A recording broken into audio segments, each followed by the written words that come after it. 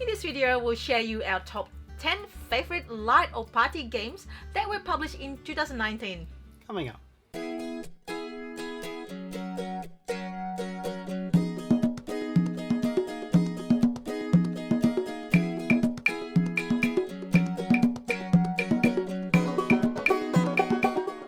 Hi everyone, hope you're well. It's Stella. And Tarrant here from Meeple University.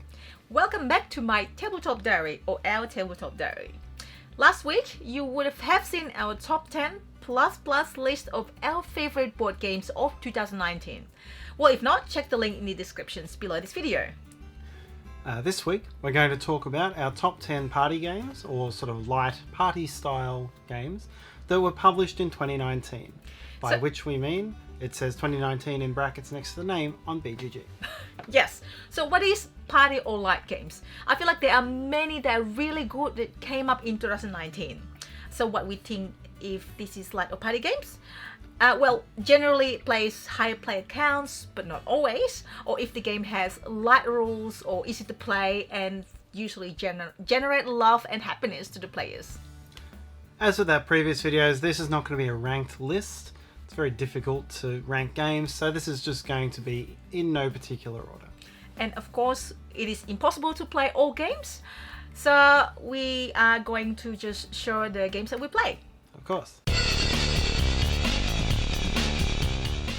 From number 1, Alice in Wordland. Yep, so we played this one quite late in the year. It's sort of a pass the buck style of game. I think there was that quiz show that John Burgess hosted a while back. Is that in Australia? Yeah. Okay, I don't know anything. And I'm sure there's an equivalent one.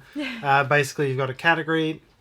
You go around the circle. You have to give an answer that fits that category.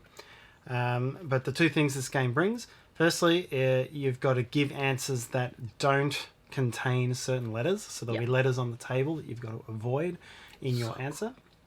And secondly, it brings a timer. It's a 10 or 15 second timer which plays a very jaunty little bell tune. Yes. Got a button on the top, and as you pass it around, you will be resetting the tune. Timed by that. So I haven't seen a game come with a noisy timer since Pizzazz almost 30 years ago. Actually. Yeah. So it's nice to see that one. Yeah, love it. Yep. We enjoy it. Your brother loves it. Everyone loves it as well. Yeah, you got some little. The little teapot is so little cute. rules as well, little bonuses, character bonuses that you can add as well. So that's correct, yeah. And that little teapot, oh yeah, cute little teapot.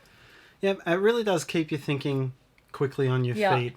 When you've not only got to coming up with something that fits the category is not that hard, but coming up with something that doesn't contain letters. It's stressing us out in a good way as well. Yeah, you can very much get frozen. Yeah. Happened to me multiple times. I got frozen on a couple of words that had those letters, and then it was just all over. So fun. The next one is subtext. So I sung the praises of subtext in our previous video. Yeah, for the same reason. So otherwise, watch our top 10 videos. Yeah, just to explain it briefly. So the game is a leader gets a word, then mixes that word in with some others. Each of the other words is distributed to another player. So then everyone draws a picture of something, and one of the other players will match with the leader. And everyone then has to work out which two drawings match. And as such, everyone has to draw in such a way that it's not obvious what they're drawing. And when it comes to drawing games, for me... so obscure, you always draw obscure things. I really enjoy drawing games where you have to be obscure or where it makes it difficult. And I was saying in the previous video, I always got in trouble in Fake Artist Goes to New York for how obscure I would draw things. And sometimes people would see what I was doing, but often they just... I don't think I've been the bad guy in that ever, actually. But you are! But anyway, the... Really? Oh, no, you have. It's just like people don't know because you're so consistently drawing obscure things that they won't know that you're the bad guy. That's not the game we're talking about. Subtext forces you to play that way. We have a lot of fun working out how people have drawn things and where their minds have gone with drawing it. Correct. quicker seconds. It's the next one. It's really nice. It's cooperative action programming games where you, I don't know, it has the mind feeling to it, don't you think? Yeah, it's the mind mixed with what are the robot action program. Yeah, games. yeah. It's so cool. So Playhead Games brought it out this year, obviously, and it's really really frantic trying to program and trying to move the robot left or right, whatever, but you don't know what other people are putting. So very frantic, very nice. Yeah. You've got your cards in hand, which tell you how far forward or how far it's going to rotate. You play them face down. Everyone can see that you've played a movement card or a turning card, but they don't know how far. And you just play blindly like that and hope that you make the robot do its objective. Yeah. And they've got they have nice minis in there of the different robots. I think the dog can like hold the frisbee it has to pick up or something like that. Yeah. So. Next one is also included in our top 10. On my list is Paranormal Detectives. Yay! Really nice party game, plays a lot of people, and you are the ghost who's trying to give clues by not talking, by giving like mime or like drawing or draw something on somebody else's back. Yeah, drawing with their hand, trying to make a shape with Yep. some wire ropes, making a noise. Yep. So many scenarios as well. So you can go through scenarios, and they've got a lovely app that I'm hoping that they keep adding scenarios. Yep. You need to find out who made it with what. I think there are 5. Where, motives. And the medical means of death. Yes. So that's the next one. And next one after this, which one? You want to mention it?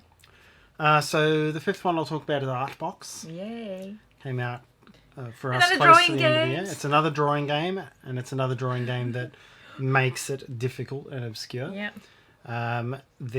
Each person has something to draw. 4 dice are rolled, and the dice have circles, squares, triangles, and straight lines. Yep.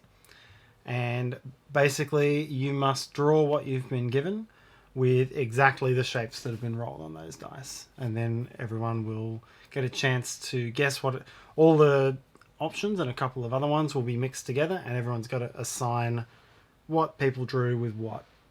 Yeah, the answer with the thing. So it's Plays 8 player. plays up to 8 players, and sometimes it's very straightforward, and sometimes you have It's to. really hard. Like, how can you draw what? What was How that? can you draw a toaster with 2 triangles, a circle, and a straight line? Yeah.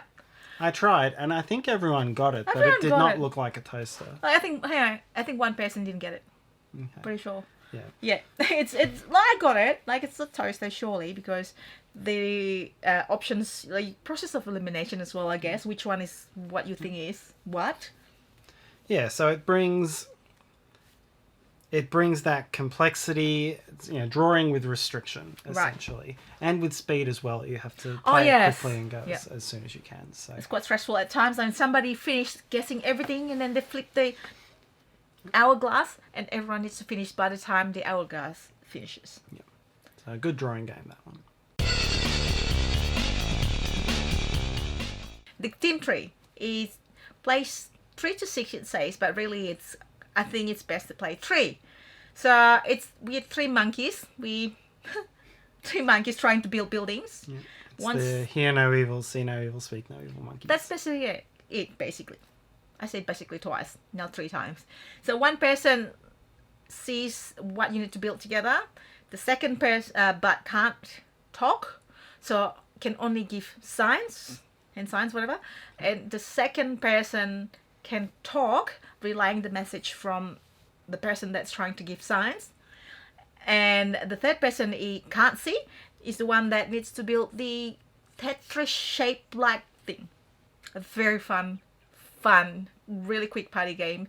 And the shape that you need to make is quite like obscure. Not obscure. It's really hard. Sometimes you're stacking things quite high on each other. Sometimes they're on diagonal angles, and it's a sort of thing. It's a fun little filler. It's the sort of thing that can work quite well as a team building event or part of a team building event.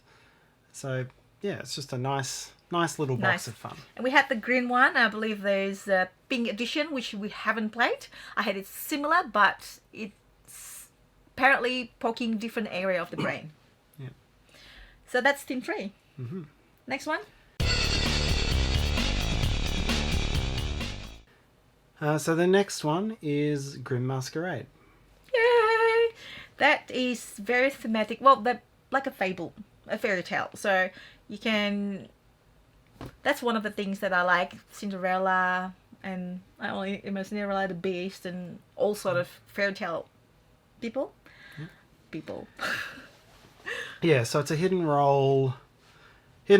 information sort of game. Each player has a roll, which Yep. is face down, and I forget how many cards you start with, but there's essentially cards with objects that are either positive or negative for that character. Yeah, whether in you the need to collect it or phase. should not collect it. You've always got the cards face up. You've got to draw cards, give them to people. Yep. And if you can get 3 of what you want, you Two or win. three? I think it's if you get 3 of what you want, you win automatically. If you get 2 of what you don't want, you lose automatically. Yep. It's a very quick round. I can't remember the exact number, but mainly you need to collect roses to win. So by having being the last one standing and try not to get other people to guess. So you need to collect this, but then you also need to protect your identity. So it's kind of like you have to do it subtly, and there's some variation throughout the game as well, like the different action that you can do, and you can try to guess, and you can also try to guess people if you think you know who they are. Yeah, it's really good. It plays 5, I think, but it's I would say still it's like social deduction, quite light, so hence fit into this category. Yes. That's Grim Masquerade. Great artwork as well. Woo!